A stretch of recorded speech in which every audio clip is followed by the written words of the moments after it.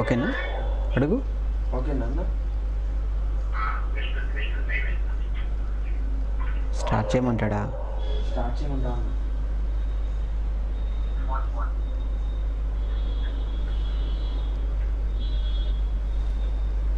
Phone వస్తుంది.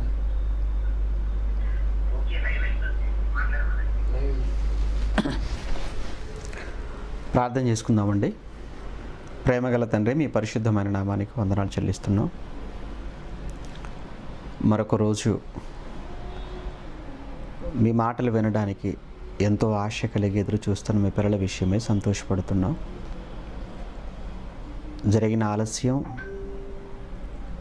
తలెత్తిన సాంకేతిక సమస్యలు, వీటన్నిటిని సైతం పట్టించుకొనక పట్టుదల కలిగి మీ మాటలు వినటానికి ఎంతో ఆశతో ఎదురు చూస్తున్న మీ పిల్లలందరి విషయమే సంతోషపడుతున్నాను.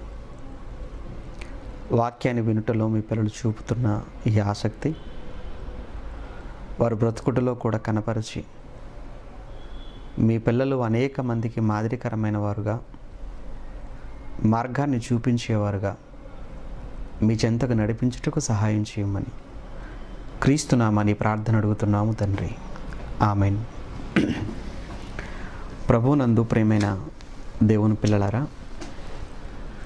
జరిగిన ఆలస్యానికి మన్నించవలసిందిగా కోరుతున్నాం. నిన్నటి దినాన్న కూడా మరి సిద్ధపడి కెమెరా ముందుకు రావటం జరిగింది. కానీ తలెత్తినటువంటి సాంకేతిక సమస్యల వలన నిన్నటి దినాన్న కూడా లైవ్ ఇవ్వలేకపోయాను.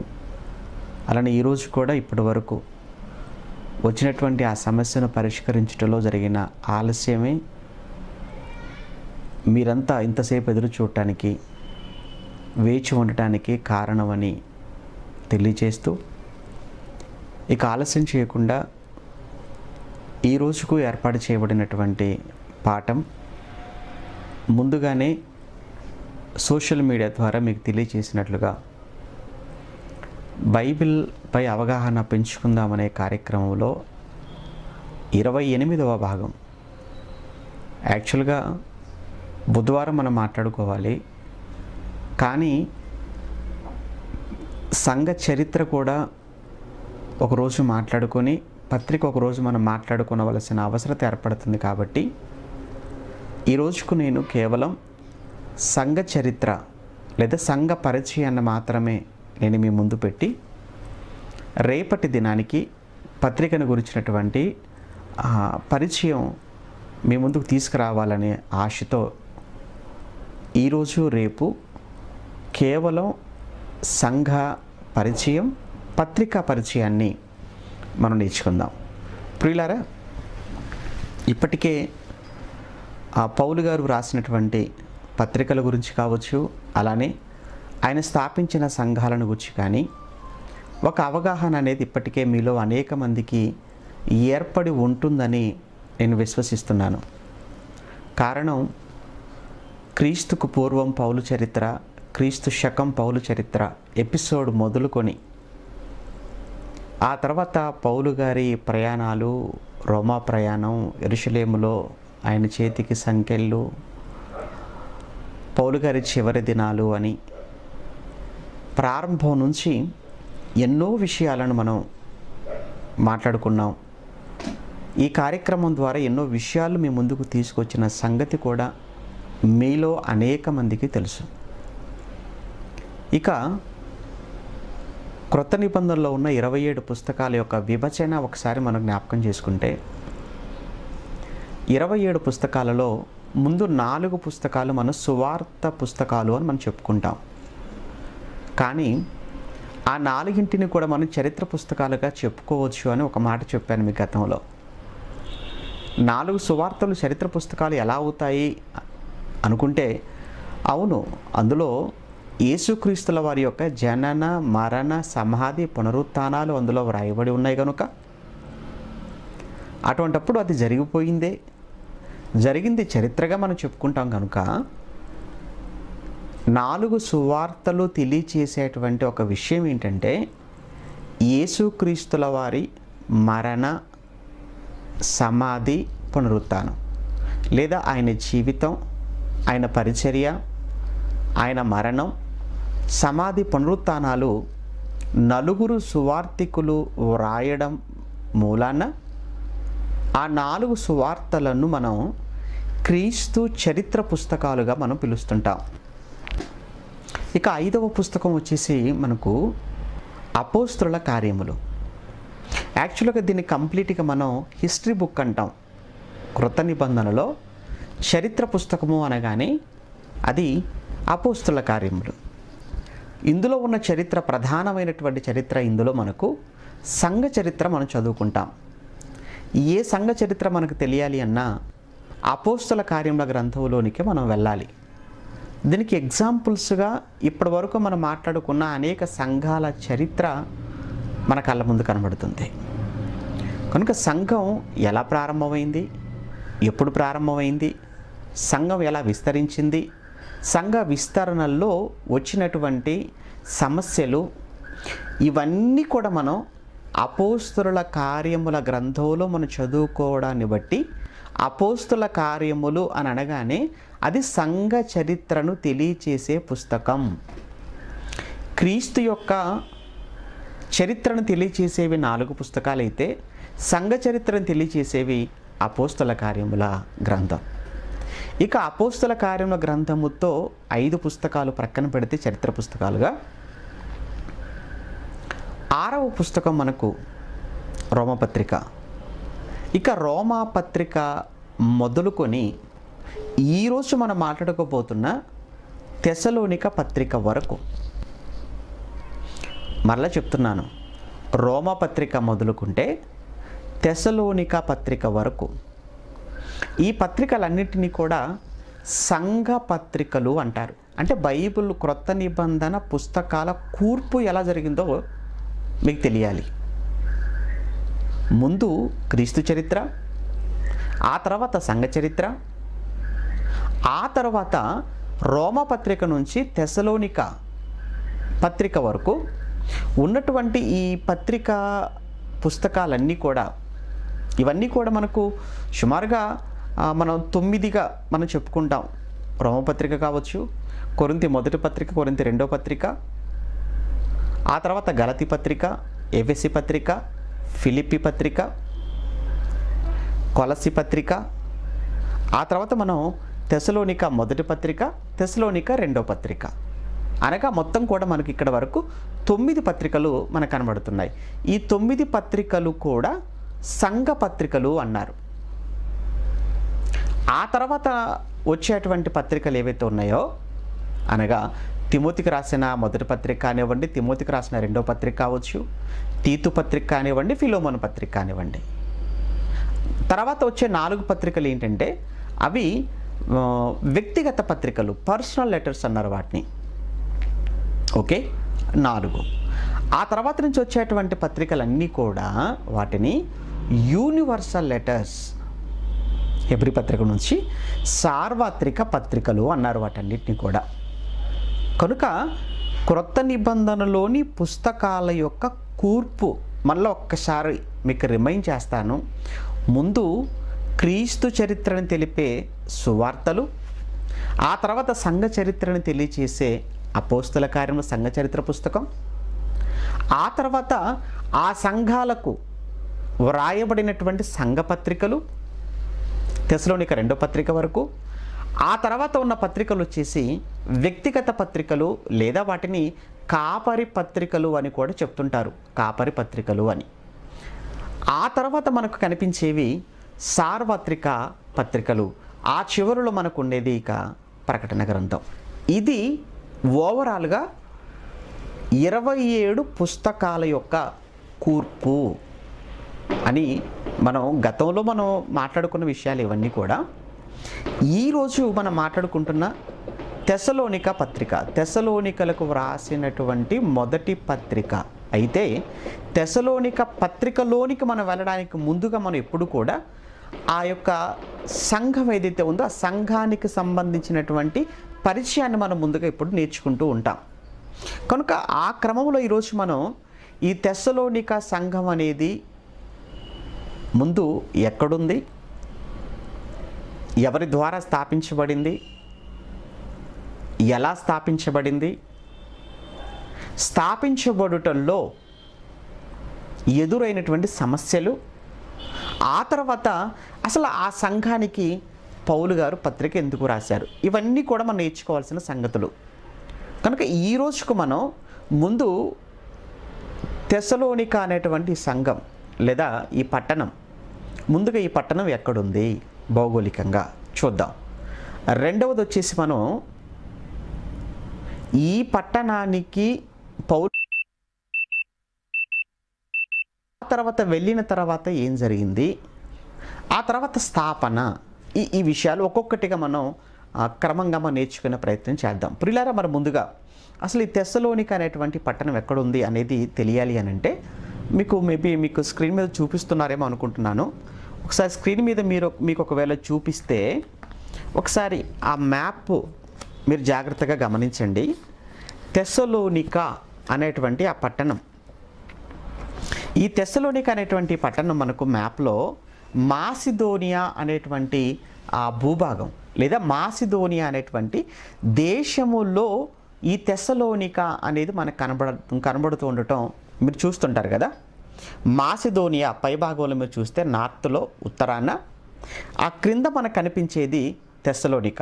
ఇటు కుడివైపుగా మీరు చూస్తుంటే ఫిలిప్పి కనబడుతుంది, కుడివైపుకు ఫిలిప్పి ఉంటుంది. ఇటు ఎడమ వైపుకు వచ్చేసి తెస్సలోనిక ఉంటుంది. ఆ తెస్సలోనిక కింది భాగానికి మీరు వెళితే అక్కడ బెరయ అనేదాన్ని మనం చూస్తుంటాం. ప్రియులారా, ఈ తెస్సలోనిక అనేటువంటి ఈ పట్టణాన్ని గురించినటువంటి కొంత చరిత్ర కూడా నేను మీకు చెప్పాలి. ఆ రోజు మొదటి శతాబ్దం నాటికి ఈ తెస్సలోనిక అనేటువంటి పట్టణం, మొదటి శతాబ్దం అనగానే అది రోమా పరిపాలనా కాలం, రోమియుల పాలనా కాలం. ఈ రోమా చక్రవర్తుల పాలనలో ఈ తెస్సలోనిక అనేటువంటి పట్టణానికి ఒక ప్రాముఖ్యమైన స్థానము ఆ పట్టణానికి ఉంది. ఆ పట్టణముని వాళ్ళు స్వేచ్ఛ నగరముగా ప్రకటన చేయటం జరిగింది. అంటే స్వతంత్రత నగరంగా ఆ తెస్సలోనిక పట్టణానికి వాళ్ళు ఇచ్చేశారు. దానివలన ఆ తెస్సలోనిక పట్టణంలో ఉన్న వారికి కలిగినటువంటి మేలేంటి, లాభం ఏంటి అన్నప్పుడు ఆ పట్టణస్థులలో అనేక మందికి రోమా పౌరసత్వం అనేది ఇచ్చేసింది ఆ రోజు రోమా గవర్నమెంట్.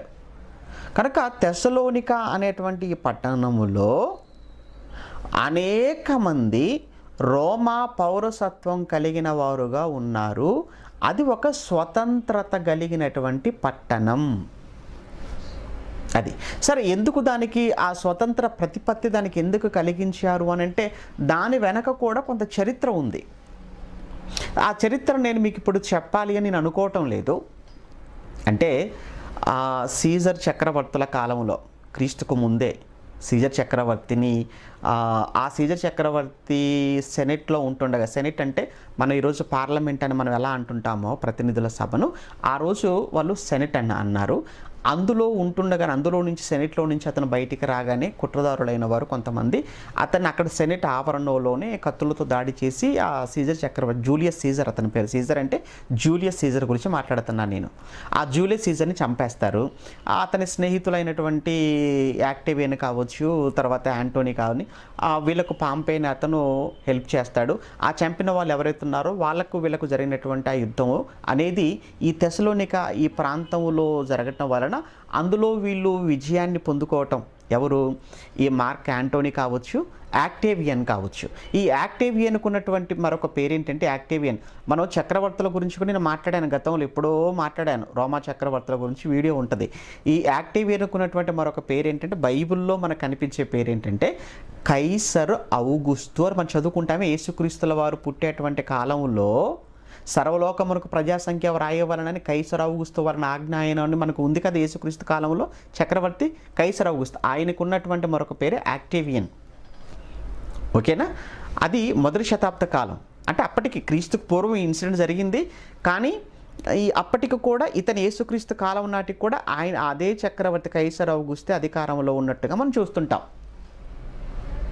కనుక ఈ పాంపే అనేటువంటి ఆ వ్యక్తి వీళ్ళిద్దరికి కూడా సపోర్టుగా ఉండి ఆ జూలియస్ సీజర్ను చంపినటువంటి వారితో చేసిన పోరాటంలో వీళ్ళు గెలవటం వలన తెస్సలోనిక అనే ప్రాంతంలో దానికి వాళ్ళు స్వతంత్ర ప్రతిపత్తిని ఈ తెస్సలోనిక అనేటువంటి పట్టణానికి ఇవ్వటం జరిగింది. అయితే దీనికి ముందుగా ఇంకొక విషయం కూడా మీకు చెప్పాలి. అసలు ఇంతకీ ఈ పట్టణానికి తెస్సలోనిక అనే పట్టణం ఎలా వచ్చింది అనేటువంటి విషయం కూడా దీనిపైన రెండు అభిప్రాయాలు మనకు చరిత్రలో కనబడుతుంటాయి. ఒకటి ఏంటంటే, ఈ అలెగ్జాండర్ తండ్రి గారు ఎవరైతే ఉన్నారో ఫిలిప్ అని చెప్పుకున్నాం కదా మనం. ఆ ఫిలిప్ అనే పేరుతోనే కదా ఫిలిప్పి పట్టణం అనేది స్థాపించబడిందని చెప్పుకున్నాం. ఆ ఫిలిప్ గారి యొక్క కుమార్తె పేరే తెస్సలోనిక. కనుక ఇతని యొక్క పట్టణాన్ని కట్టించి దానికి తన కుమార్తె పేరు పెట్టాడు అనేది ఒకటి. రెండవది, ఈ అలెగ్జాండర్ చనిపోయిన తర్వాత, అంటే ఇదంతా కూడా చరిత్ర ఎప్పటిది, అలెగ్జాండర్ అనగానే మనకు టైం జ్ఞాపకం రావాలి. క్రీస్తుకు పూర్వం సుమారు 332లో కదా ఆయన చనిపోతారు, రాజు అవుతారు, చనిపోతారు. ఆ తర్వాత మన అంటే చక్రవర్తిగా ఆయన అంతా జయిస్తూ రావటం 300 సుమారు ఒక 10 ఏళ్ళు, అంటే 21 మేబీ 22 ఆ టైంలో అతను చనిపోవటం. అతను చనిపోయినటువంటి ఆ తర్వాత గ్రీకు సామ్రాజ్యం అనేది 4 భాగాలుగా విభజించబడిందని చెప్పాను మీ గతంలో, 4 ముక్కలైపోయిందని. ఆ 4 భాగాలను 4 సైన్యాధిపతులు పంచుకుంటారు. అందులో ఒక సైన్యాధిపతి పేరు వచ్చేసి కసాండర్ అని చెప్పేసి అని చెప్పుకున్నాం మనం. కసాండర్ అని, ఆ కసాండర్ అనేటువంటి ఆ సైన్యాధిపతి అతను ఇప్పుడు ఈ మాసిదోనియాకు రాజు అవుతాడు. అంటే మాసిదోనియా ప్రాంతం అనేది తన భాగంలోనికి వచ్చేసింది. ఈ మాసిదోనియా అటువంటి భాగంలోనికి తెస్సలోనిక. కనుక మరొక అభిప్రాయం ఏంటంటే, ఇతను ఈ ఫిలిప్పు కుమార్తెను ఇతను వివాహం చేసుకోవటం, అంటే అలెగ్జాండర్కు సోదరి అవుతుంది.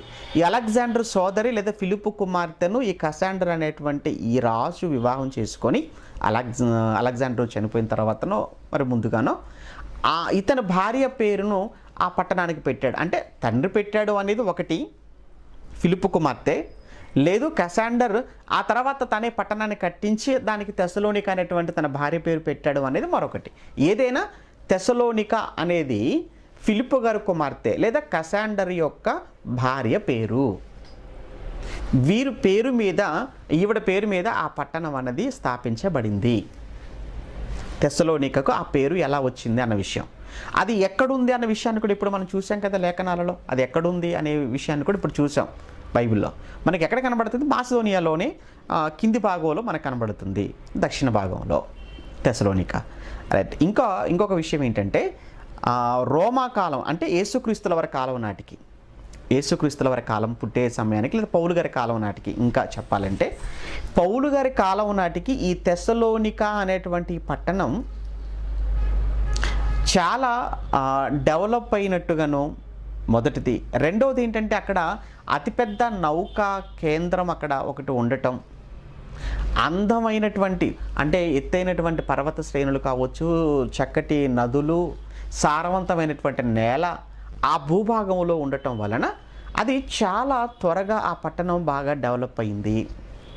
అంతేకాకుండా దక్షిణ మాసిదోనియాకు, దక్షిణ మాసిదోనియా అంటే కింది భాగం కదా, అంటే ఇప్పుడు తెస్సలోనిక కింద ఏముంటుంది? బెరియా ఉంటుంది. అలా మనం కిందికి వెళ్ళిపోతే అదంతా కూడా దక్షిణ భాగం అవుతుంది మాసిదోనియాకు. ఈ దక్షిణ మాసిదోనియాకు వచ్చేసి ఈ తెస్సలోనిక అనేటువంటి పట్టణమే రాజధానిగా ఉండటం. నార్త్ పైన ఉన్నటువంటి మాసిదోనియాకు వచ్చేసి ఫిలిప్పి, అది వచ్చేసి పైన ఉత్తర మాసిదోనియాకి ఏమో ఫిలిప్పి, కింద దక్షిణ మాసిదోనియాకు వచ్చేసి ఈ తెస్సలోనిక పట్టణం అనేది రాజధానిగా ఉన్నది అని చరిత్రలో ఉన్నటువంటి వాస్తవం. దీనిని బట్టి మనకి ఏమర్థమవుతుందంటే పట్టణం చాలా పెద్దది, ఆ పట్టణం చాలా పెద్దది. ఇంకొక విషయం కూడా చెప్తాను, ఈ పట్టణములో యూదుల కన్నా అన్యజనులు చాలా ఎక్కువ మందిగా ఉన్నారు. అన్యులు ఎక్కువగా ఉన్నటువంటి పట్టణం ఈ తెస్సలోనిక పట్టణం. ఇప్పుడు మనం ఈ పేరు ఎలా వచ్చింది, అది ఎక్కడుంది అన్న విషయం ఇప్పటివరకు మనం నేర్చుకున్నాం కదా. ఇప్పుడు ఇంతకు ఈ పట్టణములో సంఘం అనేది ఎప్పుడు స్థాపించబడింది, ఎలా స్థాపించబడింది, ఎవరి ద్వారా స్థాపించబడింది, ఈ విషయాలు మనం తెలుసుకుందాం. రైట్. సంఘం అనేది ఎప్పుడు స్థాపించబడింది? సుమారుగా 51 క్రీస్తు శకం. అంటే పౌలు గారి 2వ ప్రయాణం. పౌలు గారే స్థాపించారా? అవును, పౌలు గారు వెళ్ళారు. పౌలు గారే తెస్సలోనిక పట్టణానికి వెళ్ళారు.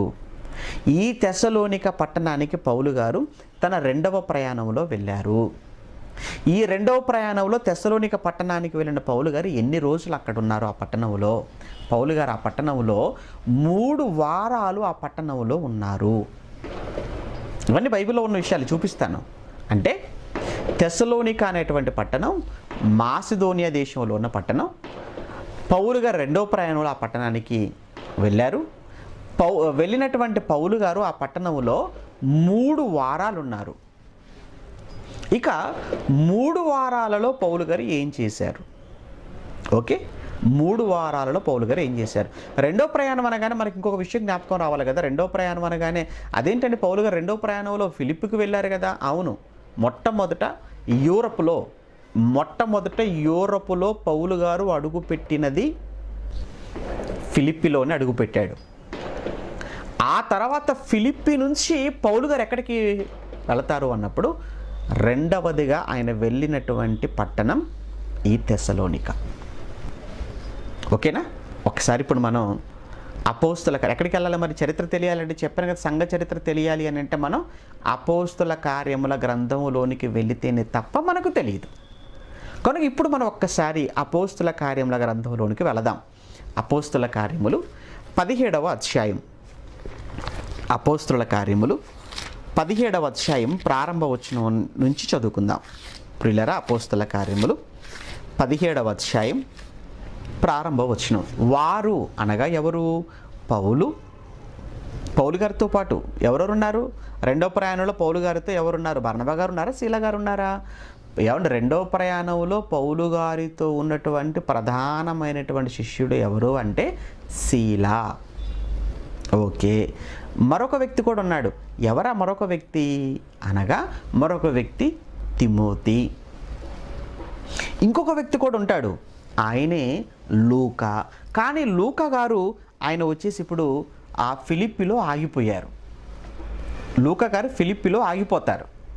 ఇప్పుడు పౌలు, శీల, తిమోతి ఈ ముగ్గురు ఇప్పుడు తెస్సలోనికకు వస్తున్నారు. 17వ అధ్యాయం 1వ వచనం చూద్దాం ఇప్పుడు. ఇక వారు ఏమండి? వారు అన్నాడు కానీ మేము అని అనలేదు. చూసారా అక్కడ? వారు అని అన్నాడే కానీ మేము అనలేదు. మీరు 16వ అధ్యాయం చూసారనుకోండి. ఒక అధ్యాయం వెనక్కి వెళ్దాం. ఒక అధ్యాయం వెనక్కి వెళితే 16వ అధ్యాయం 16వ వచనం చూస్తారా ఒకసారి ఏమనుందో? 16వ అధ్యాయం 16వ వచనంలో మేము ప్రార్థనా స్థలమునకు వెళ్ళుచుండగా అన్నాడు. 16వ అధ్యాయం 16వ వచనంలో మేము అనేటువంటి పదం ఉపయోగించినటువంటి గ్రంథకర్త ఎవరు? గ్రంథకర్త లూకా గారే కదా. అపోస్తుల కార్యం రాసినటువంటి గ్రంథకర్త ఎవరు? లూకా గారు. మేము అని మాట్లాడినటువంటి ఆయన 17వ అధ్యాయం ఏమంటే ప్రక్క అధ్యాయమే కదా. ప్రక్క అధ్యాయానికి వచ్చేటప్పటికి ఎంత తేడా అయిపోతుంది చూడండి. వారు అన్నాడు, మేము అని మాట్లాడే 16వ అధ్యాయంలో 17వ అధ్యాయం 1వ వచనానికి వచ్చేసరికి వారు అంటున్నాడు. ఏంటి అంటే ఇతను లేడు కనుకనే కదా. అది తేడా చూసారా? మేము అన్నాడు, వెంటనే వారు అనేస్తున్నాడు. అంటే ఇతను ఇక్కడే ఆగిపోయాడు. లూకా ఫిలిప్పిలో ఆగిపోయాడు. మిగిలిన వాళ్ళందరూ కూడా అంఫిపొలి, అపోల్లోనియా పట్టణముల మీదుగా తెస్సలోనికకు వచ్చేది. ఇది ఫస్ట్ టైం అండి. పౌలు గారి సువార్త ప్రయాణాలలో లేదా పౌలు గారి సువార్త జీవితములో మొట్టమొదట ఆయన తెస్సలోనికలో అడుగు పెట్టినటువంటి సమయం ఇది. Okay, right. తెస్సలోనికలో మొత్తానికి ఆయన అడుగుపెట్టాడు. పట్టణం అని చెప్పాను కదా, తెస్సలోనిక పట్టణం. అక్కడ కొద్దిమందే యూదులు ఉన్నారని చెప్పాను కదా, ఎక్కువ మంది అన్యులు. ఓకే, ఆ పట్టణంలో అనేక మంది రోమా పౌరసత్వం కలిగిన వారే. సేమ్ ఫిలిప్పి లాగానే, ఫిలిప్పిలో కూడా ఎక్కువ మంది రోమా పౌరసత్వం కలిగిన వారు ఉన్నారని మనం గత వారం మనం మాట్లాడుకున్నప్పుడు చెప్పుకున్నాం. అలానే ఇక్కడ కూడా తెస్సలోనికలో కూడా ఎక్కువ మంది ఇక్కడ కూడా ఇదే రోమ పౌరసత్వం కలిగి అన్యులుగా ఉన్నవారు ఎక్కువ మందిగా మనకు కనబడతారు ఇక్కడ కూడా. రైట్, చదువుకుందాం ఇప్పుడు. వెళ్ళి తెస్సలోనికకు వచ్చిరి. అక్కడ చూసారా ఎంత చక్కగా ఉందో. అక్కడ అంటే అక్కడ అంటున్నాడంటే ఈయన ఎక్కడున్నాడు? ఈయనేమో ఫిలిప్పీలో ఉండిపోయాడు లూకా గారు. అందుకే అక్కడ ఏం జరిగిందో చెప్తున్నాడు అనమాట ఈయన. అక్కడ ఏం జరిగిందో మరి ఆయనకి ఏం తెలుసండి అని అంటారా? తర్వాత మళ్ళీ మూడో ప్రయాణంలో మళ్ళీ తిరిగి పౌలు గారితో ఏమంటే వీళ్ళతో కలిసిపోతాడు. మూడో ప్రయాణంలో పౌలు గారితో కలుస్తాడు. అన్నిటికంటే మనం ఎక్కువగా మనం మరి నమ్మవలసిన విషయం ఏంటి వాక్యపరంగా అన్నప్పుడు, ఆయన చూడకపోయినా, ఆయన లేకపోయినా, ఆయన చేత పలికించింది వ్రాయించింది పరిశుద్ధాత్మ దేవుడు కనుక మరి అతనికి ఏం తెలుసండి అనేటువంటి ప్రశ్న మరలా మీ మనసు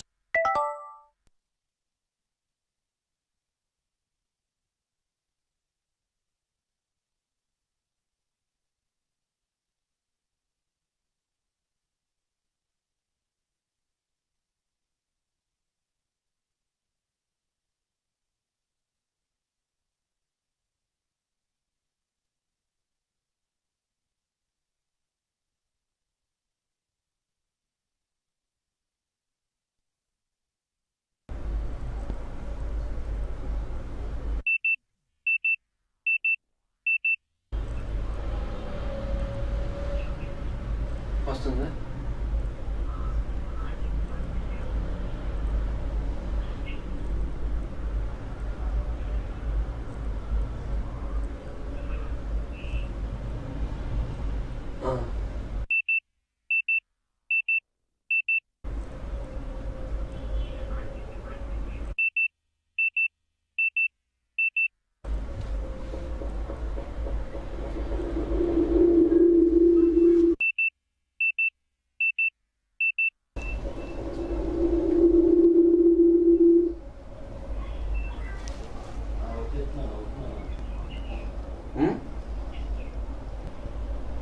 జుమో చేయలేదు.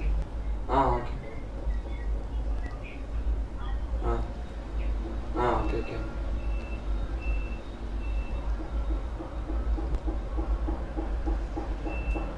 వస్తుంది. ప్రియరా 17వ అధ్యాయంలో మనం ఉన్నాం. 17వ అధ్యాయం 2వ వచనంలో అక్కడ యూదుల సమాజ మందిరము ఒకటి ఉండెను అన్నాడు. అంటే తెస్సలోనికలో యూదులు ఉన్నారు. ఉన్నటువంటి యూదులకు సమాజ మందిరం కూడా ఒకటి ఉంది. సమాజ మందిరాలు ఉన్నాయి అని అంటేనే అక్కడ యూదుల సంఖ్య ఎక్కువ అని అనగానే అన్ని జనుల కంటే ఎక్కువ ఏమి కాదు. అందుకోసం నేను అన్ని జనులు ఎక్కువ అనేటువంటి పదం అక్కడ ఉపయోగించాను ముందుగా. నేను మీకు అన్ని జనులు ఎక్కువగా ఉన్నారు. రోమ పౌరసత్వం కలిగినటువంటి అన్ని జనులు ఎక్కువ మందిగా మనకు ఈ తెస్సలోనికలో మనకు కనబడుతుంటారు. అయితే తెస్సలోనికతో పోల్చుకుంటే ఫిలిప్పీలో యూదుల సంఖ్య చాలా తక్కువ. అందుకే ఫిలిప్పి పట్టణంలో మనకు సమాజ మందిరము అనేది మనకు కనపడదు. అక్కడ కేవలం వాళ్ళు నదీ తీరమున వాళ్ళంతా కూడా కూడుకునేవారుగా మనకు కనిపించారు ఫిలిప్పి పట్టణానికి వెళ్ళినప్పుడు పౌలు గారు. అంటే వాళ్ళకంటే అక్కడ సమాజ మందిరము లేదు ఫిలిప్పిలో. కారణం ఏంటంటే కొద్దిగా ఉన్నారు కనుక. కానీ తెస్సలోనికలో వచ్చేటప్పటికి ఫిలిప్పి పట్టణంతో పోల్చుకుంటే కొంచెం ఎక్కువ మందిగా ఉన్నారు కనుక వీళ్ళు ఉన్న యూదులు సమాజ మందిరాన్ని ఒకటి నిర్మించుకున్నారు. ఆ సమాజ మందిరానికి వెళ్ళారు విశ్రాంతి దినాన శనివారం.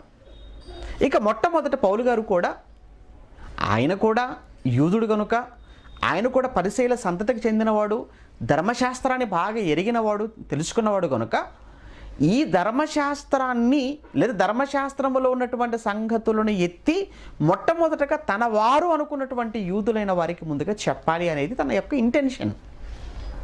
అందుకే మొదటి వారం వెళ్ళాడు. ఓకే, మొదటి వారం సమాజ మందిరములోనికి వెళ్ళినటువంటి పౌలు గారు ఆ సమాజ మందిరములో వాక్యాన్ని ప్రకటించారు. ఏం ప్రకటించి ఉండొచ్చు? 3 వారాలు ఉన్నారండి. 3 వారాలలో పౌలు గారు ఏం చెప్పుండొచ్చు అన్నప్పుడు మొదటి వారం వెళ్ళాడు. ధర్మశాస్త్రం యొక్క ప్రాధాన్యత లేదా ధర్మశాస్త్రాన్ని గురించి చక్కగా ఆయన వివరించాడు. కారణం ఏంటంటే ఆల్రెడీ ధర్మశాస్త్రాన్ని గురించి ఆ గమలేనటువంటి ఏమంటే అతని పాదాల యొద్ద కూర్చొని నేర్చుకున్నాడు అని మనకు తెలుసు కదా అపోస్తల కార్యం. అంటే ధర్మశాస్త్రాన్ని ఆయన అవపోసాన పట్టినటువంటి వ్యక్తిగా కనబడతాడు పౌలు గారు. ధర్మశాస్త్రములో చాలా పట్టున్నవాడు, మర్చిపోకూడదు. కనుక మొదటి వారం ధర్మశాస్త్రాన్ని చక్కగా ఆయన ఎక్స్ప్లెయిన్ చేసి ఉండొచ్చు. ఇక రెండో వారానికి వెళ్ళేటప్పటికీ రెండో వారం ఈ ధర్మశాస్త్రములో నుండి లేదా ధర్మశాస్త్రాన్ని వాళ్ళకు చూపిస్తూ ఈ ధర్మశాస్త్రములో లేదా ప్రవక్తల గ్రంథాలలో పాత నిబంధనలో ఒక మెస్సియా వస్తాడు, ఆ మెస్సియా కొరకు మనమంతా కూడా ఎదురు చూడాలి, కనిపెట్టాలని వ్రాయబడి ఉంది కదా అనేటువంటి విషయాన్ని అలా వాళ్ళందరి మనసుల్లో పెట్టుండొచ్చు అని అనుకుంటున్నాను. మూడో వారం వచ్చేసింది. ఇక మూడో వారం వచ్చేసరికి ఓపెన్ అయిపోయాడు. ఇంతకు ఆ పాత నిబంధన, ప్రవక్తల గ్రంథాలు, ధర్మశాస్త్రము, కీర్తన గ్రంథాలలో వ్రాయబడి ఉన్న, ప్రవచించబడిన, చెప్పబడి ఉన్న ఆ మెస్సియా ఈ రోజుకు యూదులముగా మనమంతా కూడా నిరీక్షిస్తున్న ఆ మెస్సియా ఎవరో కాదు, ఆయన నేను చూశాను, ఆయన నేను కనుగొన్నాను, ఆ మెస్సియాని గురించి మీకు చెబుతున్నాను. ఆ మెస్సియానే ఇదిగో యేసుక్రీస్తు. ఆయన వచ్చాడు. వచ్చినటువంటి ఆయన విషయంలో మన ముందున్నవారు వారికి ఇష్టమైనట్టుగా చేసేశారు. ఆయన చంపారు, సమాధి చేశారు, కానీ ఆయన తిరిగి మూడవ దినాన లేచాడు అని చెప్పి ధర్మశాస్త్రములో ఉన్న సంగతులను ఎత్తి ఎప్పుడైతే పౌలు గారు ఓపెన్ అయ్యారో, మాట్లాడారో ఇక చూడాలి. ఇక ఏమండి ఇప్పుడు ఆ సమాజ మందిరములో లేదా తెసలోనిక పట్టణములో ఇప్పుడు చూడండి ఇక ఒక కలవరం, ఒక అలజడి అనేది ఇప్పుడు ప్రారంభమవుతున్నట్టుగా మనం చూస్తున్నాం. ఏమండి ఇప్పుడు మనం 3వ వచనం చూస్తుంటే ఏమండి పౌలు గారు, కనుక పౌలు తన వాడుక చొప్పున సమాజపు వారి యొద్దకు వెళ్ళి క్రీస్తు శ్రమపడి మృతులలో నుండి లేచుట ఆవశ్యకమనియు, నేను మీకు ప్రచురము చేయు యేసే క్రీస్తై ఉన్నాడనియు లేఖనములో నుండి దృష్టాంతమునెత్తి చెప్పుచు వారితో 3 విశ్రాంతి దినములు అని కింద పుట్టినోట్లు ఏమనుందో చూడండి. 3 వారములు, 3 విశ్రాంతి దినములు లేదా 3 వారములు తర్కించుచుండెను. అంటే 3 వారాలుగా పౌలు గారు యేసే క్రీస్తు అనేటువంటి విషయం పైన తర్కము, వాదోపవాదాలు. అయితే వారిలో కొందరు అనగా పౌలు గారి యొక్క వాదన, పౌలు గారి యొక్క తర్కం విన్న వారిలో కొందరును ఏమంటే భక్తి పరులకు గ్రీసు దేశస్థులలో చాలామంది అన్నాడు. భక్తి పరులకు గ్రీసు దేశస్థులలో చాలామంది అన్నాడు. అంటే ఇక్కడ ఒక విషయం మనకు అర్థం కావాలి. భక్తి పరులకు గ్రీసు దేశస్థులు అంటేనే వాళ్ళు ఏమంటే మనకు అన్యులుగా మనకు కనబడుతున్నారు. భక్తి పరులకు గ్రీసు దేశస్థులలో చాలామంది.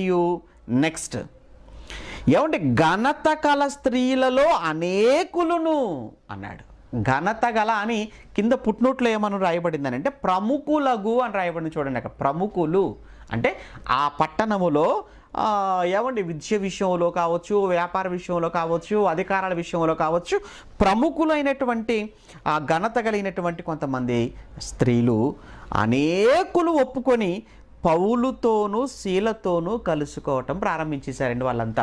నిజమేనండి, మీరు చెబుతున్నటువంటి ఆ వ్యక్తి ఆయనే యేసు, ఆయనే క్రీస్తు అని చెప్పి ఏమండి అక్కడ భక్తి కొందరును అంటే యూదులలో ఉన్నటువంటి వారిలో కొందరును, తర్వాత గ్రీసు దేశస్తుల్లో భక్తి పరులైన గ్రీసు దేశస్తులలో చాలామంది అన్నట్టు చూడండి. అక్కడ భక్తి పరులైన గ్రీసు దేశస్తులలో చాలామంది, మర్చిపోకూడదు. వారిలో చాలామంది, అలానే ప్రముఖులైనటువంటి స్త్రీలలో కూడా అనేకులు ఒప్పుకున్నారట. అంటే ఇక్కడ మనకు ఎందుకు నేను ఈ విషయాలు ఇంతగా స్ట్రెచ్ చేస్తున్నాను అని అంటే తెసలోనికలో సంఘ స్థాపన పునాది పడుతుంది. ఇక్కడ సంఘ స్థాపన నాంది పలుకుతున్నాడు ఇక్కడ పౌలు గారు. అంటే మనం కేవలం తెసలోనిక పత్రిక అని మనం చదువుకుంటూ వెళ్ళిపోతే మనకు అర్థం కాదు. అసలు ఈ తెసలోనిక అనే పట్టణం ఎక్కడుంది, దీని చరిత్ర ఏమిటి, ఆ తర్వాత ఇక్కడికి ఎవరు వెళ్ళారు, ఎప్పుడు వెళ్ళారు, సంఘ స్థాపన ఎలా జరిగింది, జరగటంలో ఎదురైన సమస్యలు ఏంటి, ఇది తెలియకుండా తెసలోనికలకు రాసిన మొదటి పత్రిక నేను చదువుతున్నా, మీరు వినాలంటే మీరు చదువుతారు, వాళ్ళు వింటారు, కానీ ఏం అర్థమవుతుంది, ఎలా అర్థమవుతుంది చెప్పండి? తెలియాలి కదా, దాని హిస్టరీ తెలియాలి కదా, మనకు దాని వెనక నేపథ్యం మనకు తెలియాలి కదా.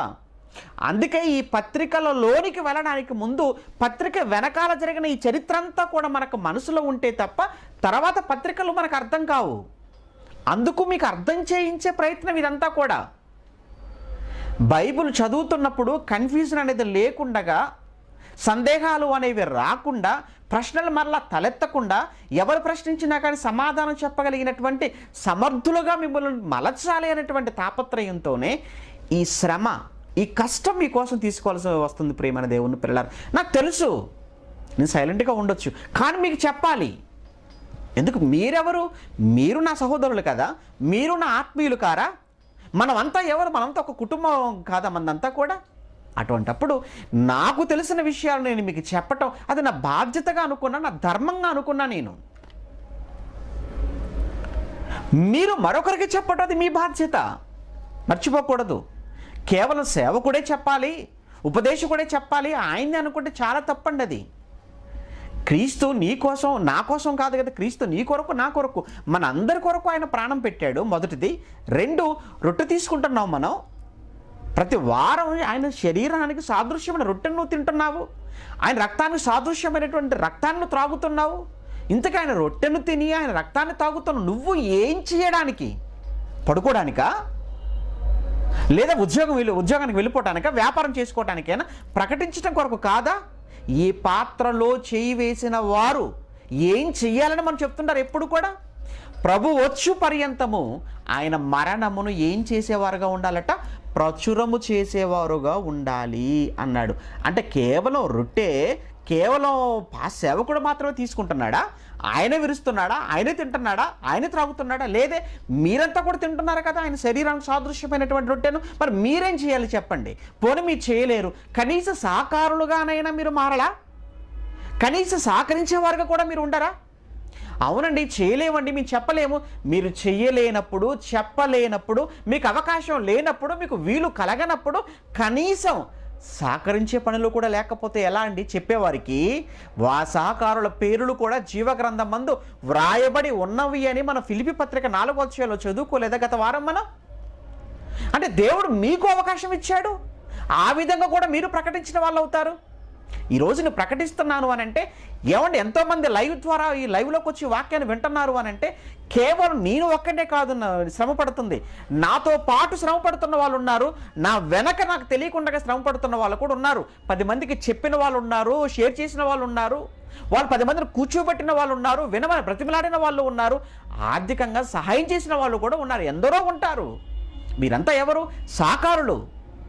కనుక ప్రభువునందు ప్రేమన దేవుని పిల్లలారా, మీరు నేర్చుకున్న సంగతులను చెప్పటం అది మీ బాధ్యత అనే విషయాన్ని మీకు జ్ఞాపకం చేస్తున్నాను.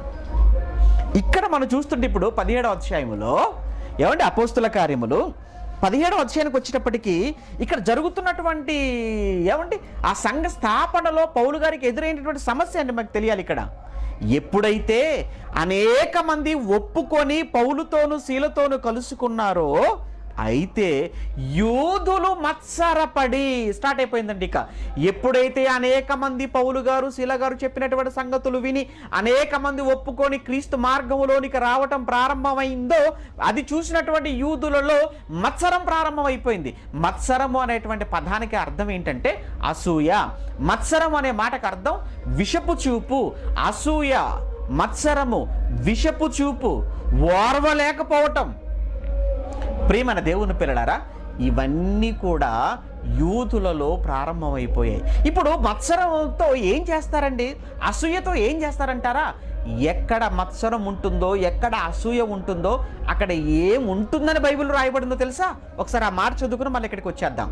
ఏమండి, యాకోబు పత్రిక, యాకోబు గారు రాస్తున్నారు. ఒకసారి యాకోబు పత్రిక 3వ అధ్యాయం, ఏమండి యాకోబు పత్రిక 3వ అధ్యాయాన్ని మీరు చూడగలిగితే, యాకోబు పత్రిక 3వ అధ్యాయం 16వ వచనం, యాకోబు పత్రిక 3వ అధ్యాయం 16వ వచనంలో ఏలయనగా మత్సరమును వివాదమును ఎక్కడ ఉండునో అక్కడ అల్లరియు ప్రతి నీచ కార్యమును ఉండును అన్నాడు. చూసారా, అల్లరి ఎక్కడుంటుందట? వివాదం ఎక్కడుంటుందట? వివాదము, అల్లరి ఎక్కడుంటుంది? ఎక్కడ బాగా వినండి, ఎక్కడ అల్లరి జరుగుతుందో, ఎక్కడ వివాదం ఉంటుందో, ఎక్కడ నీచమైనటువంటి కార్యం జరుగుతుందో, నీచమైన కార్యము వెనుక, అల్లరి వెనుక, వివాదం వెనుక ఉన్నది ఒక్కటే అని బైబిల్ చెప్పింది. అది ఏంటి అంటే అదే మత్సరం అన్నాడు. అంటే మత్సరము ఉన్న చోట వివాదం ఉంటుందా? మత్సరము ఉన్న చోట అల్లరి ఉంటుందా అంటే అవును అని చెప్పడానికి ఇప్పుడు మరలా మనం 17వ అధ్యాయానికి వచ్చేద్దాం. 17వ అధ్యాయానికి వచ్చేద్దాం. అపోస్తుల కార్యములు 17వ అధ్యాయం. ఈ 17వ అధ్యాయములో ఇప్పుడు యూదులైన వారంతా కూడా దేనితో నిండుకున్నారని చదువుకుంటున్నాం? మత్సరముతో నిండుకున్నారు. రైట్. ఇప్పుడు మత్సరముతో నిండుకున్న, అసూయతో నిండుకున్న యూదులు వీళ్ళు ఏం చేస్తున్నారట? అయితే యూదులు మత్సరపడి అసూయతో నిండుకున్న వారై పని పాటులు లేక తిరుగు కొందరు దుష్టులను వెంటబెట్టుకొని గుంపు కూర్చి పట్టణమెల్లా అల్లరి చేయుచు. చూసారు ఎంత చక్కగా ఉందో? అంటే యాకోబు గారు చెప్పింది అక్షర సత్యంగా ఇక్కడ మనకు కనబడుతుందండి. ఆయన చెప్పింది నిజం. బైబిల్లో ఒక విషయం రాయబడింది అని అంటే అది ఎట్టి పరిస్థితుల్లో పొరపాటు, తప్పు అయ్యే అవకాశము ఎంత మాత్రమూ ఉండదు. అందుకే నా మాటల్లో ఒక పొల్లు, ఒక సున్నా కూడా తప్పిపోదు అన్నాడు. భూమి ఆకాశాలు గతిస్తాయి, నా మాటలు గతింపవు అని అంటే ఆయన మాటల్లో ఉన్న ఖచ్చితత్వం ఏంటో మనకు అర్థం కావాలి. అంటే ఎక్కడ వివాదం, ఎక్కడ అల్లరి ఉంటుంది అనగా ఈ అల్లరికి, వివాదానికి మూలం మత్సరం. సౌలు దావీదుపై మత్సరపడ్డాడు. సౌలు దావీదుపై విషపు చూపు పెట్టుకున్నాడు. ఆయన ఫలితంగా ఏం చేశాడు అన్నప్పుడు ఎక్కడ దావీదు దొరుకుతాడా అని దావీదును చంపటం కోసం చేసిన పనులు, పడిన పాటలు మనకు తెలియనివి కావు. విషపు చూపు. అలానే ఒకప్పుడు యోసేపు పైన అన్నలు అసూయపడ్డారు. ఫలితంగా యోసేపును ఎన్ని కష్టాల్లోనికి నెట్టారో మనకు తెలియదా? నీచమైన కార్యాలు చేసేస్తారు అసూయతో. చంపడానికైనా వెనకాడరు. సేమ్ ఇక్కడ కూడా యూదులైనటువంటి వారు మత్సరముతో నిండుకొని పని పాటలు లేక తిరుగుతున్నటువంటి గ్యాంగ్ ఉంటుంది కదా, తొట్టి గ్యాంగ్ అంటాం కదా మనం మన భాషలో. తొట్టి గ్యాంగ్ అవారాగా తిరుగుతుంటారు, జులాయిగా తిరుగుతుంటారు. కొంతమంది పిల్లలు చూడండి ఎలా ఉంటారు, యవనస్తులైన వారు. పని పాటలు ఏమీ ఉండవండి. ఎప్పుడు చూడండి ఆ సెల్లు, ఆట పాట, తిరగటం, స్నేహితులు, ఇది తప్ప మరొక ప్రపంచమే తెలియదు వాళ్ళకు. దేనికి? అంతేనండి, వాళ్ళకి అదే హాబీ, అదే అలవాటు వాళ్ళకి, ఇంకంతే. ఇలాంటి వాళ్ళందరినీ సమకూర్చేశారట. ఇలాంటి వాళ్ళందరినీ సమకూర్చి పౌలు గారి మీదకి, శీలా గారి మీదకి, మరి ముఖ్యంగా ఈ పౌలు, శీలలు ఆ పట్టణానికి వచ్చిన తర్వాత ముందు ఎక్కడున్నారు అంటే ఒక విషయం ఇక్కడ మనకు అర్థం కావాలి. ఈ తెస్సలోనిక పట్టణములో పౌలు గారికి ఒక బంధువు ఉన్నట్టుగా మనకు కనబడతాడండి. ఆ బంధువు పేరు ఏంటంటే యాసోను. ఓకే, యాసోను అనే వ్యక్తి ఆ పౌలు గారికి బంధువు అని పత్రికలలో ఒక చోట మనకు రాయబడుతుంది. ఈ బంధువైనటువంటి యాసోను ఈ తెస్సలోనిక పట్టణానికి చెందిన ఆయన కనుక మేబీ 3 వారాల బహుశా అక్కడే ఉండొచ్చు, వాళ్ళ ఇంట్లో ఉండొచ్చు. వాళ్ళ ఇంట్లో ఉండి పౌలు గారు వాక్యం ప్రకటిస్తూ ఉండొచ్చు. అందుకే పౌలు, శీలలు, యాసోను అనేటువంటి వ్యక్తి ఇంట్లో ఉన్నాడు, ఆ యాసోను అనే వ్యక్తి వీళ్ళని చేర్చుకున్నాడు అని చెప్పి యాసోను ఇంటిని చుట్టుముట్టేశారట ఎల్లరి మూక. ఏమంటే ఈ పనికి మాలిన ఈ దుష్టులైన వారు అందరూ కూడా వెళ్ళి యాసోను ఇంట్లో పడిపోయారు. ఇక ఎందుకయ్యా? ఎందుకు? యూదా మతం మతం మతం మతం మతం అని యేసును చంపేశారు కదండి. యేసును చంపటంతో వాళ్ళ పగలేమని చల్లారాయంటే లేదు. ఆ తర్వాత స్టెఫెనును చంపేశారు, అంతటితో పగ చల్లారిపోయిందంటే లేదు. ఆ తర్వాత యాకోబును చంపించేశారు, అంతటితో పగ చల్లారిపోయిందంటే లేదు. ఆ తర్వాత క్రైస్తవులైన వారిని అనేకమైన శ్రమల పాలు చేశారు, పోనీ అంతటితో ఏమైనా పగ చల్లారిందంటే లేదు. ఇదిగో ఇప్పుడు పౌలు గారిని వెంటాడుతున్నారు. అంటే మతములో ఉన్నవాడికి పగకు ఒక అంతం అనేది ఉండదు. మతములో ఉన్న వ్యక్తి మతం అనే మౌఢ్యంతో, మత పిచ్చితో వాడు ఎప్పుడు కూడా పగలు, ప్రతీకారాలు కోరుకుంటాడు, అల్లరి కోరుకుంటాడు, వివాదాలు కోరుకుంటాడు. కనుక అల్లరి చేస్తున్నాడు, వివాదాలకు కాలు తువ్వుతున్నాడు, భయపెడుతున్నాడు, బెదిరిస్తున్నాడు, చంపడానికి వస్తున్నాడు, పడగొడుతున్నాడు అని అంటే అక్కడే మీరు గుర్తుంచుకోవాలి ఏంటంటే ఇది మతం అని. అది మతం. వాడు మతంలో ఉన్నాడు, మతం అనే మత్తులో ఉన్నాడు. అందుకే ఏదైనా మాట్లాడతాడు, ఏదైనా చేస్తాడు, ఎంత దూరమైనా వెళ్ళిపోతాడు. ఇక్కడ ఈ తెస్సలోనిక పట్టణములో యూదులు ఆ మతంలో యూదా మతంలో ఉన్న వారు మత్సరముతో నిండుకున్న, అసూయతో నిండుకున్నవారుగా వీళ్ళందరినీ కూడా పోగు చేసుకొని ఎక్కడికి వెళ్ళిపోయారట? యాసోను అనేటువంటి వ్యక్తి ఇంటి మీదకి పడ్డారండి.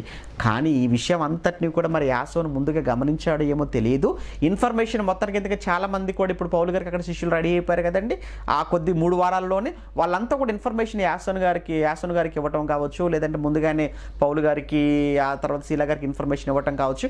మొత్తానికి వాళ్ళు అక్కడిని తప్పించేశారండి. నిజంగా యాసోను అనే వ్యక్తి పౌలు గారికి బంధువా అని ఒకవేళ మీకు అనుమానం ఉంటే బంధువే అని అనటానికి బైబిల్లో ఉన్నట్టు ఒక రెఫరెన్స్ పత్రికలో ఉందని చెప్పాను కదా, రోమపత్రిక. ఒకసారి ఆ మాట చూద్దాం, మీకు ఆ అనుమానం కూడా క్లియర్ అయిపోతుంది. రోమపత్రిక 16వ అధ్యాయం 21వ వచనం. రోమపత్రిక 16వ అధ్యాయం 21వ వచనంలో, నా జత పనివాడగు తిమోతి, పౌలు గారే స్వయంగా రాస్తున్నారు కదా, నా జత పనివాడగు తిమోతి, నా బంధువులకు లూకియా, యాసోను, సోసిపత్రు అనువారు మీకు వందనములు చెప్పుచున్నారు. నా జత పనివాడకు తిమోతి అన్నాడు, అంతవరకు ఓకే. నా జత పనివాడకు తిమోతి బాగుంది. నెక్స్ట్ ఏమన్నాడు పౌలు గారు? నా బంధువులకు లూకియా, యాసోను. అంటే లూకియా, యాసోను అనేటువంటి వారు పౌలు గారికి ఏమవుతారట? వాళ్ళు బంధువులు అని పౌలు గారే స్వయంగా చెప్తున్నారు. ఆ యాసోను అనేటువంటి ఆ వ్యక్తి ఇక్కడ మనకు 17వ అధ్యాయంలో కనబడుతుంది, తెస్సలోనిక పట్టణంలో. రైట్, ఇప్పుడు మళ్ళీ ఇక్కడ చూద్దాం. ఏమంటే పని పాటలు లేక, 5వ వచనంలో, పని పాటలు లేక తిరుగు కొందరు దుష్టులను వెంట పెట్టుకొని గుంపు కూర్చి పట్టణం అంతా, తెస్సలోనిక పట్టణం ఎంత పెద్ద పట్టణం అండి, పట్టణం అంతా నినాదాలు చేసుకుంటూ వెళ్ళిపోతున్నారేమో, గొడవ చేసుకుంటూ వెళ్ళిపోతున్నట్టుంది, అల్లరి చేస్తున్నట్లుంది. ఏమండి ర్యాలీగా వెళ్ళిపోతున్నారు. ఎక్కడికి? అక్కడికే యాసోనుగా. యాసోను అనే ఆ వ్యక్తి ఇంటికి. యాసోను ఇంటికి వచ్చానుందా బైబిల్లో చూడండి, అక్కడ రాయబడిన విధానం చూడండి. పరిశుద్ధాత్మ దేవుడు ఎలా రాయిస్తున్నాడు? యాసోను ఇంటికి వచ్చి కాదట, యాసోను ఇంటి మీద పడి, యాసోను ఇంటి మీద పడిపోయారు. అప్పుడప్పుడు జరుగుతుండే కదండి మన ప్రాంతాల్లో కూడా ఇలాంటి సంఘటనలు. ఎన్ని జరగలేదండి, ఎన్ని జరగలేదు. బహుశా రీసెంట్గా మీరు ఒక వీడియో చూసే ఉండొచ్చు సోషల్ మీడియా, వాట్సాప్లలో, ఫేస్బుక్లో బాగా వైరల్ అయిందండి. హైదరాబాద్లో రీసెంట్గా లాస్ట్ వీక్ జరిగిన ఒక సంఘటన అండి. పాస్టర్ గారు ఒకళ్ళ ఇంట్లో గురువు కూడిక పెట్టాడు. ఒకళ్ళ ఇంట్లో వాళ్ళ ఇంట్లో కూడుకున్నారండి వాళ్ళు. కానీ ఈలోపు వచ్చేసాయి మోకలు నినాదాలు చేసుకుంటూ, వాళ్ళ ఇంటి మీద పడిపోయారు. అందులో ఒక విశ్వాస అడ్డుపోతే అతని తల కూడా పగలగొట్టేశారు. ఇది మీరు చూశారు. ఇక మీరు ఎక్కువగా చూసినటువంటి ఒక సంఘటన, న్యూస్ మీడియాలో వచ్చిన ఒక సంఘటన నల్గొండ జిల్లాలో జరిగింది. నల్గొండ పట్టణంలో జరిగిన విషయం కొన్ని సంవత్సరాల క్రితం, బహుశా మేబీ ఒక 4-5 years బ్యాక్ అనుకుంటాను. పాస్టర్స్ లెంటి డేస్ టైం అండి అది. ఇంట్లోనే పెట్టుకున్నారండి వాళ్ళు కూడా. పాస్టర్స్ వెళ్ళారు ఇంట్లో గురువుకుడికి పెడితే, అంతేనండి తలలు పగలగొట్టారు. 10 టీవీలో వచ్చిన ఆ న్యూస్ క్లిప్ మీద తలలు పగలగొట్టేశారు. వాళ్ళ ఇంటి మీద పడిపోయి, స్త్రీలని కూడా చూడకుండా, వయసులో పెద్దవారిని కూడా చూడకుండా నోటుకొచ్చిందల్లా మాట్లాడేశారండి. ఎంత అవమానపరిచారో, కులం పేరుతో దూషించారు, వ్యక్తిగతంగా బూతులు మాట్లాడేసి ఎంత హింసించి ఎంత బాధ పెట్టేశారండి. ఎందుకంటే అలా చేస్తారండి. మత్సరం. అందుకే ఎక్కడ మత్సరం ఉంటుందో అక్కడ ఏమన్నాడు? వివాదము, అల్లరి, ప్రతి నీచ కార్యం. వీళ్ళకెందుకు మత్సరం? అమ్మ బాబు, ఇంకేమన్నా ఉందా?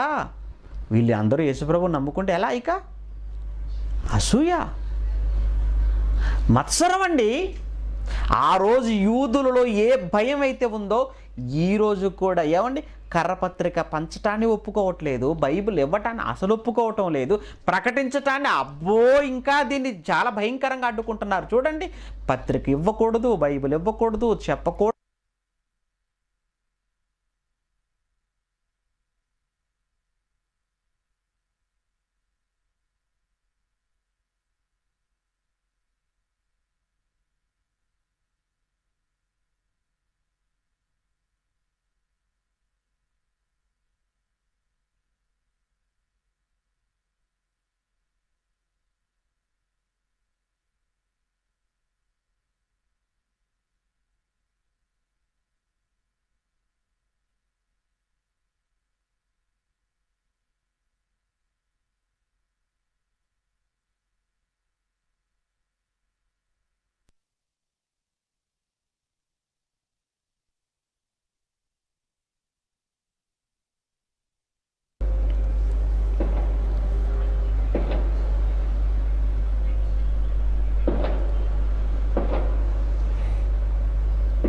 రెడీ.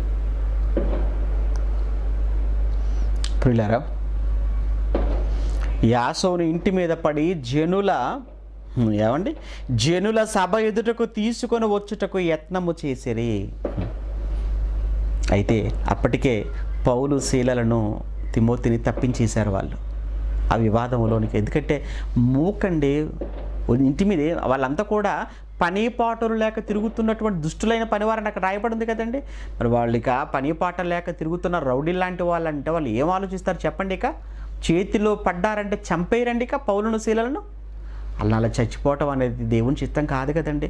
ఆ రోజే వాళ్ళ చేతిలో వాళ్ళు చనిపోతే పౌలు గారు ఇంకా ఆ తర్వాత ఇంకా చాలా ప్రాంతాలకు వెళ్ళాలి, 3వ ప్రయాణం చేయాలి, రోమ ప్రయాణం చేయాలి, ఇంకా అసలు పత్రికలు చాలా రాయాలి. ఆయన దేవుని సంకల్పం అది.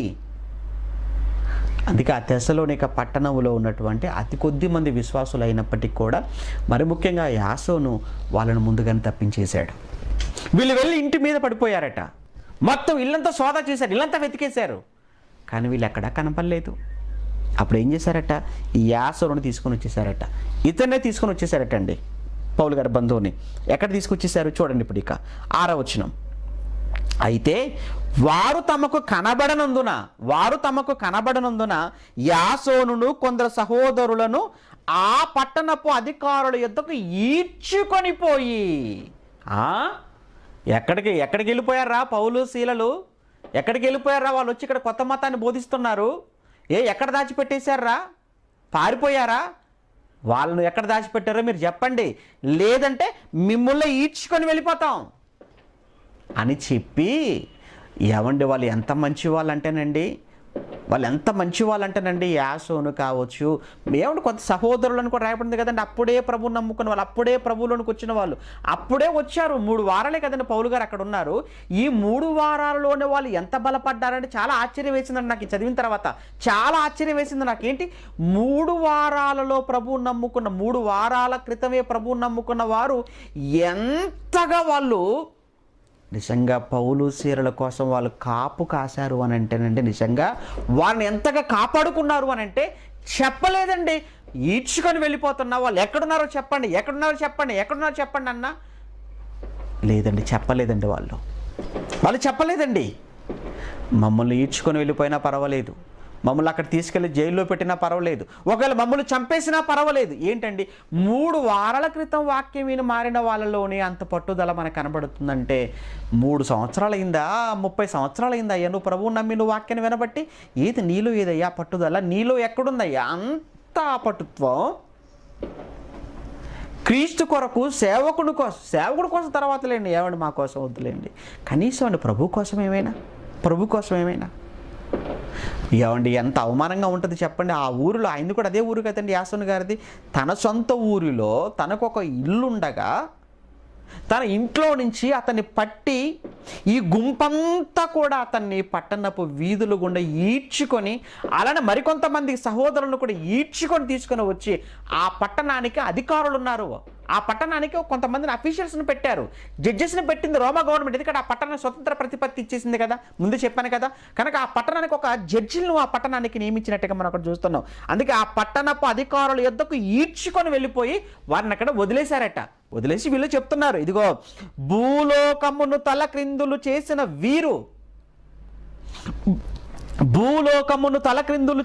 వీరు ఇక్కడికి వచ్చి ఉన్నారు.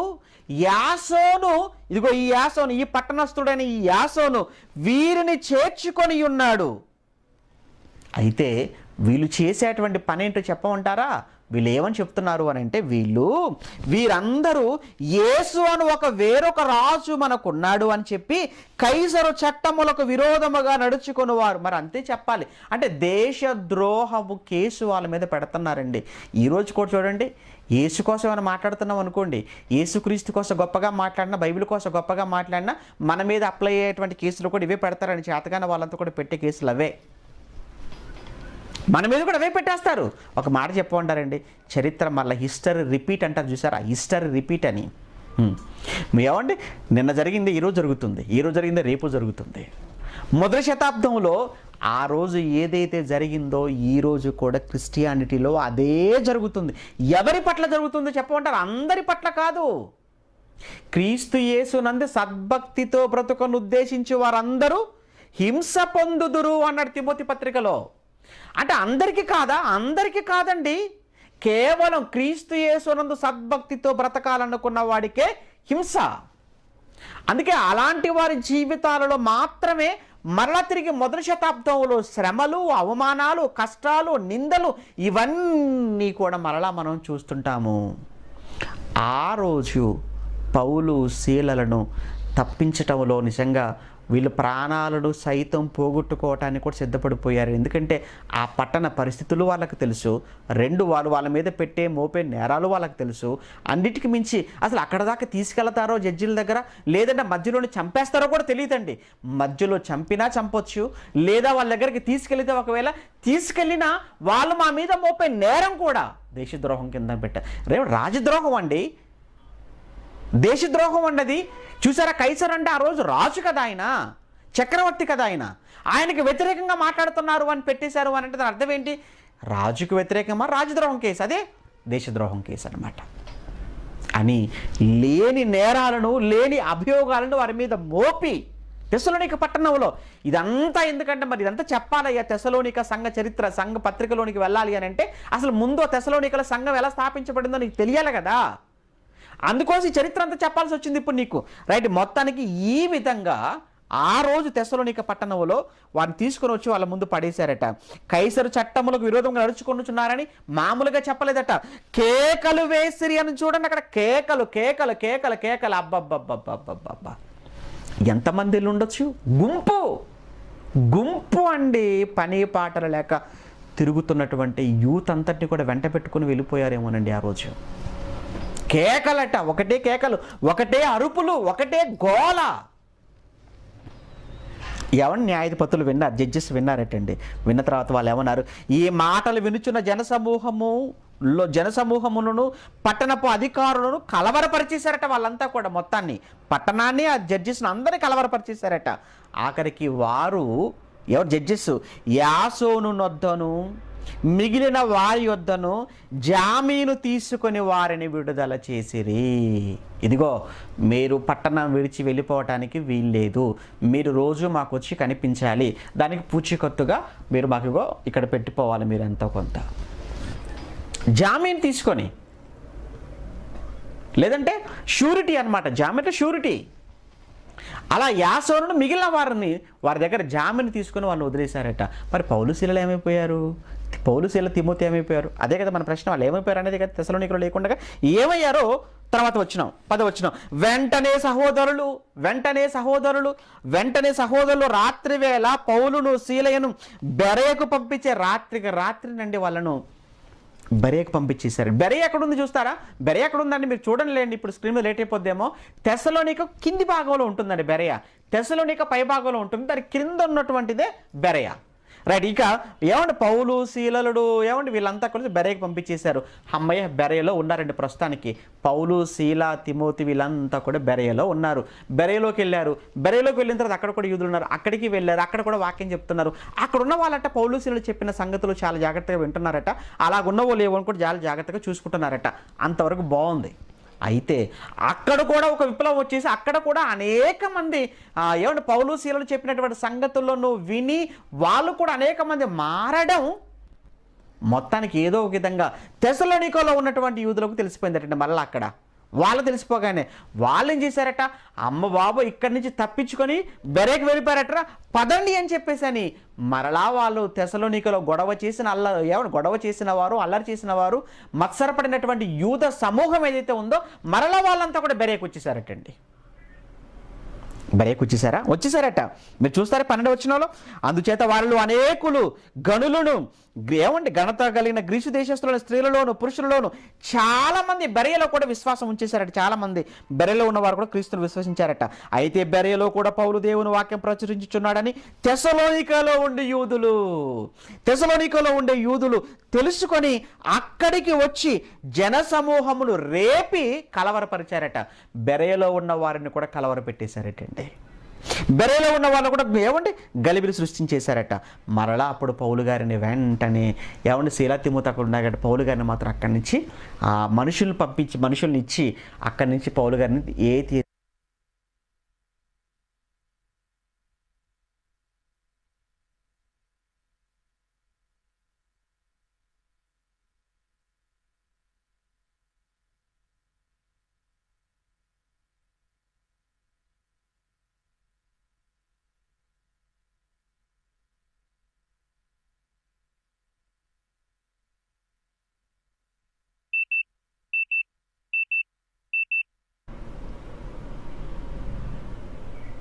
ప్రిల్లరా ఏమండి మన్నించండి మధ్యలో జరుగుతున్న ఈ అంతరాయాలకు. ఓకే, నేను మొత్తానికి పౌలు గారిని అక్కడి నుంచి ఏథెన్స్ పంపించేశారండి. పౌలు గారు ఇప్పుడు ఏథెన్స్కి వచ్చేసారు. అంటే తెస్సలోనిక పట్టణ చరిత్ర లేదా తెస్సలోనిక సంఘ చరిత్ర, తెస్సలోనికేలో సంఘం అనేది ఎలా స్థాపించబడింది ఇంతవరకు మనం మాట్లాడుకున్నాం. తెస్సలోనికకు ఆ పేరు ఎలా వచ్చింది మొదటిది. 2, తెస్సలోనిక పట్టణం అసలు ఎక్కడుంది భౌగోళికంగా. 3, ఆ తెస్సలోనిక పట్టణానికి పౌలు గారు ఎప్పుడు వెళ్ళారు. అలానే పౌలు గారు ఆ పట్టణానికి వెళ్ళిన తర్వాత అక్కడ ఆయన ఎవరింట్లో ఉన్నాడు, ఎంతకాలం అక్కడ ఉన్నాడు, ఆయన ఏం చెప్పాడు, ఏం చెప్పిన తర్వాత అక్కడ పౌలు గారి మీద తిరుగుబాటు ప్రారంభమైంది. ఆఖరికి పౌలు గారికి బదులుగా అక్కడ వాళ్ళు పట్టింది, తీసుకుని వెళ్ళింది, అధికారుల ముందు పెట్టింది ఎవరిని. ఆ తర్వాత వాళ్ళు అక్కడ ఉన్న వాళ్ళంతా కూడా పౌలు శీలను అక్కడి నుంచి ఎలా తప్పించేశారు. పౌలు గారు ఆఖరికి ఎక్కడికి వచ్చారు, అక్కడికి వచ్చిన తర్వాత కూడా మళ్ళీ బెరేకి వచ్చిన తర్వాత కూడా ఏం జరిగింది, ఇవన్నీ కూడా ఈరోజు మనం మాట్లాడుకున్న విషయాలు. ఇవన్నీ మనం పత్రికలోనికి వెళ్ళడానికి ముందు మనకు తెలియవలసిన, మనం తెలుసుకోవలసిన ప్రాముఖ్యమైన సంగతులు. అందుకే ఈ విషయాలన్నీ కూడా నేను మీకు ముందుగా చెప్పాను. ఓకే, ఈ రోజుకు ఇంతటితో ఆపేస్తున్నాను. రేపటికి మనం పత్రిక పరిచయంలోనికి వెళదాం. రేపటి నుంచి మనం పత్రిక గురించి మనం మాట్లాడుకుందాం. రేపు ఒకటే రోజు, రేపు ఒక 1 అవర్లో పత్రిక గురించి కూడా మీకు ఎక్స్ప్లెయిన్ చేసేస్తాను. దయచేసి మరి జరుగుతున్నటువంటి అంతరాయానికి మీరు సహకరించండి. మేబీ ఈరోజు రేపు కూడా ఇలానే ఉండొచ్చు. మరలా ఎల్లుండికి ఏ ప్రాబ్లం లేకుండా సాధ్యమైనంత వరకు సమస్యను పరిష్కరించే ప్రయత్నం చేస్తాను. తప్పనిసరిగా మాటిస్తున్నాను. దయచేసి అనేక మందికి చెప్పండి. ఒకవేళ మరలా ఏదైనా డిస్టర్బెన్స్గా ఉండి మీరు సరిగా వినలేకపోతే మరలా ఒకసారి మీరు వినే ప్రయత్నం చేయండి. ఇక రేపు ఉదయం తప్పనిసరిగా ఎగ్జామ్ ఉంటుంది. దయచేసి ఈ విషయాన్ని గమనించండి.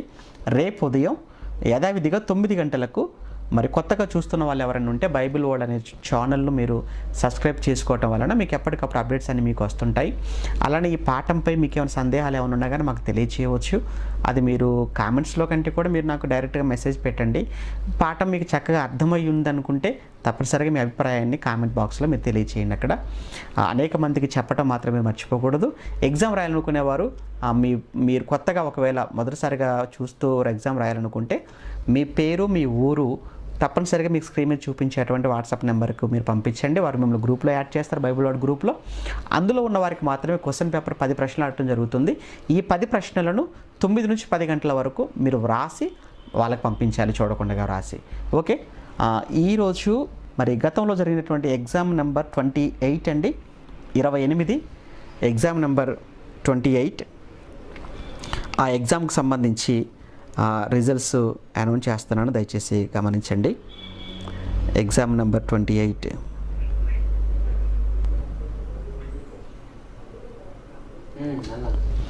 ఓకే, ఎగ్జామ్ నెంబర్ 28 అండి. కొలసీ పత్రిక.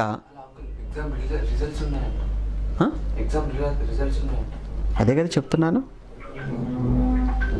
ఓకే, కొలసీ పత్రిక అండి, exam number 28.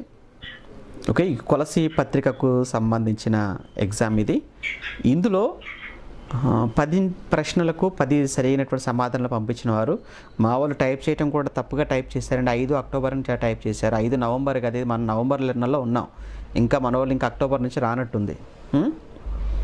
Okay, Benjamin Prathipadu, సంధ్య అమలాపురం, ప్రవీణ్ కుమార్ కోసికి, శ్రీనివాస్ చెరుకువాడ, సంపూర్ణ అమలాపురం, లక్ష్మి పెనుగొండ, నాగేశ్వరి రంగాపురం, అమరేష్ ఎమ్మిగనూరు, చరితశ్రీ జంగారెడ్డిగూడెం, ప్రేమ్ సాగర్ ప్రతిపాడు, నోవాహు ప్రతిపాడు, విజయభాస్కర్ పాలకొల్లు, జాన్సన్ కుమార్ నెల్లూరు, మౌనిక కాకినాడ, యోసేపు బాపట్ల, స్వరూప కర్నూలు, మహేష్ ప్రతిపాడు, అరుణ రాజేష్ రాజమండ్రి, జాన్ కాకినాడ, లాజర్ తిరుపతి, రూతు ఆదోని, కీర్తన ఏలూరు, పెద్దిరాజు రాజమండ్రి,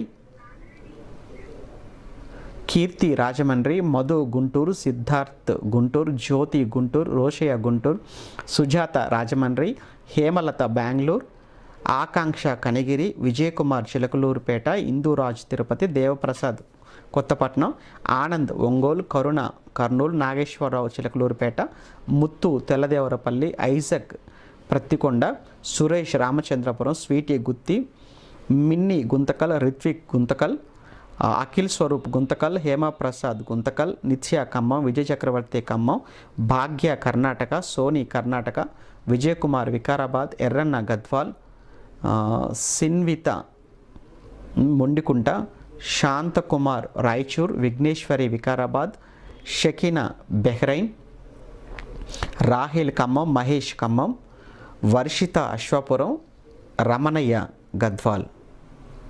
ఓకే, మరికొంతమంది ఉన్నారు.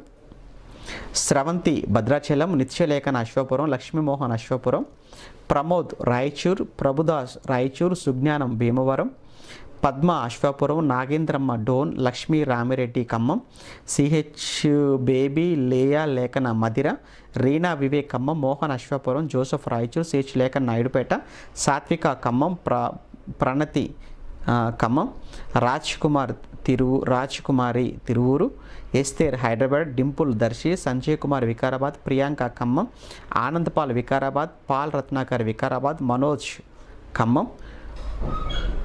ఓకే, వీళ్ళండి 10కి 10 సరైన సమాధానాలు పంపించిన వారు. ఇక 9 సరైనటువంటి సమాధానాలు పంపించిన వారి పేర్లు స్క్రీన్ మీద డిస్ప్లే చేస్తాను, దయచేసి గమనించండి. దయచేసి మరొకసారి మరి జరిగిన అంతరాయాన్ని బట్టి చింతిస్తూ, ఓకే, రేపటి దినాన్న మరలా యథావిధిగా 9 గంటలకు మరలా 8 గంటలకు మరలా మనమంతా కూడా లైవ్లో కలుసుకుందాం. ఈ పత్రికలోనికి వెళ్ళి పత్రిక యొక్క పరిచయాన్ని రేపు మనం మాట్లాడుకుందాం. ఓకే, ప్రార్థన చేసుకుందాం. ప్రేమగల తండ్రి, మీ పరిశుద్ధమైన నామానికి వందనాలు. మీ పిల్లలకు నేర్పిస్తున్న ఈ సంగతుల ద్వారా ఆత్మీయంగా అంతకంతకు మీ పిల్లలు బలపడుతూ, మీ జ్ఞానంలో తండ్రి మీ పిల్లలు అభివృద్ధి చెందుతూ, అనేకులకు మీ పిల్లలు ఆశీర్వాదకరంగా ఉండినట్లు సహాయం చేయమని కోరుతూ, తిరిగి రేపటి దినాన్న కూడా మరలా మీవంతా నెట్ ముందు కూర్చొని మరికొన్ని విలువైన సంగతులు మాట్లాడుకుని పర్యంతం మమ్మల్ని అందరినీ కూడా మీ కృపలో భద్రపరిచి కాపాడమని క్రీస్తు నామని ప్రార్థన అడుగుతున్నాము తండ్రి. ఆమెన్.